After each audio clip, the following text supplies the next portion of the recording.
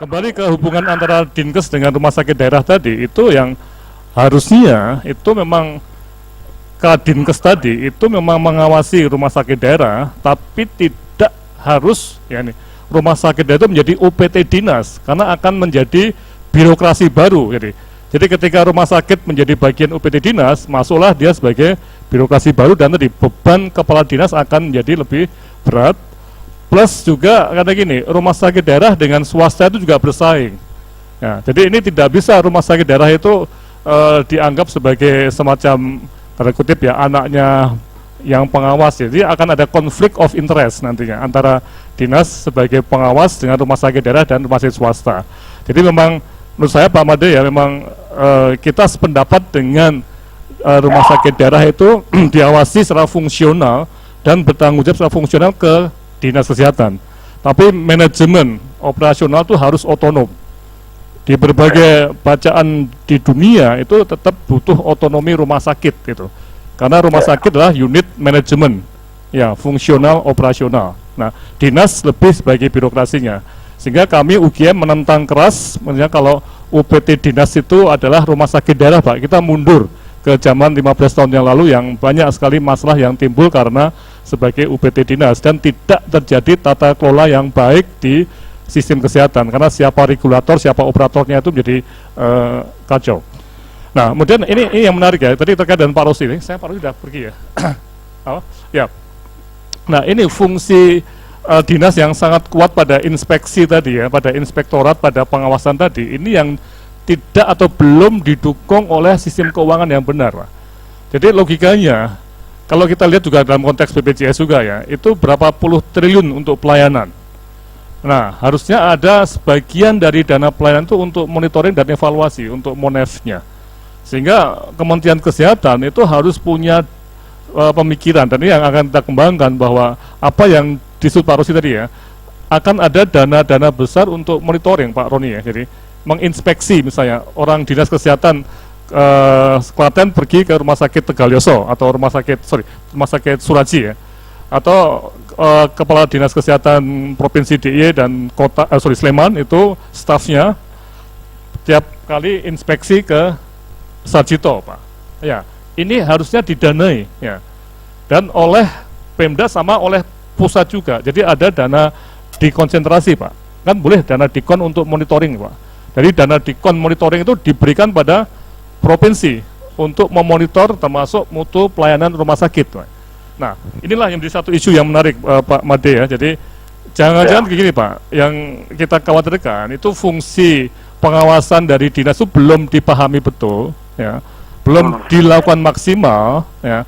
Tapi sudah ada gejala tadi yang tanda kutip saya langsung mengatakan bahwa sebagian itu ingin rumah sakit daerah kembali menjadi UPT dinas ya, dan itu yang menurut kami menyalahi prinsip-prinsip otonomi manajemen rumah sakit dan mengacaukan apa yang disebut sebagai pemisahan antara siapa regulator pengawas dengan operatornya. Nanti masa perizinan itu akan jadi bermasalah sekali. Jadi makanya kita ada pertemuan-pertemuan seperti, dan minggu depan mungkin kita akan bertemu lagi di Jakarta Pak Made ya, kita akan diskusi lebih detail mengenai hal ini. Tapi kami berharap betul teman-teman yang membuat undang-undang itu revisi tadi itu memperhatikan suara tadi Pak, suara yang ada di lapangan Pak. Jadi jangan sampai kebijakan publik itu hanya dikuasai oleh sekelompok orang yang dekat dengan pengambil kebijakan Pak. Itu yang saya sebagai perguruan tinggi itu akan memantau betul Pak. Karena banyak contoh praktis di kesehatan Pak. Yang tadi seperti yang disebut Pak Rosi tadi ya. Ketika fungsi kebijakan publiknya itu sangat kuat dalam regulasi, ternyata uangnya tidak ada. Nah, ini yang membuat kita itu mandul Pak. Akibatnya ketika nanti kita melihat mutu pelayanan kesehatan itu jelek, kemudian tercampur aduk antara tradisional paranormal dengan kesehatan, itu kita gagal Pak sebagai pemerintah itu Pak untuk melindungi rakyat Pak. Jadi Pak Made mau nggak misalnya putranya atau putrinya itu diberi iklan tadi, dipengaruhi iklan yang menyesatkan tadi Pak. Oh itu banyak sekali, dan itu urusan kita Pak. Jadi jangan sampai kita itu sebagai pemerintah yang benar itu mengacaukan urusan pengawasan. Dan saya sudah sepakat dengan kalau rumah sakit identik dengan sekolahan Pak, itu lain sekali Pak. Rumah sakit itu identik dengan penerbangan Pak. dengan otobus tadi Pak, yang punya risiko membahayakan penumpangnya atau pasiennya, dan itu harus betul-betul diawasi oleh regulator yang handal Pak, bukan regulator yang masih harus ngurusi ecek-ecek masalah manajemen operasional Pak. Itu kasihan Kadinkesnya.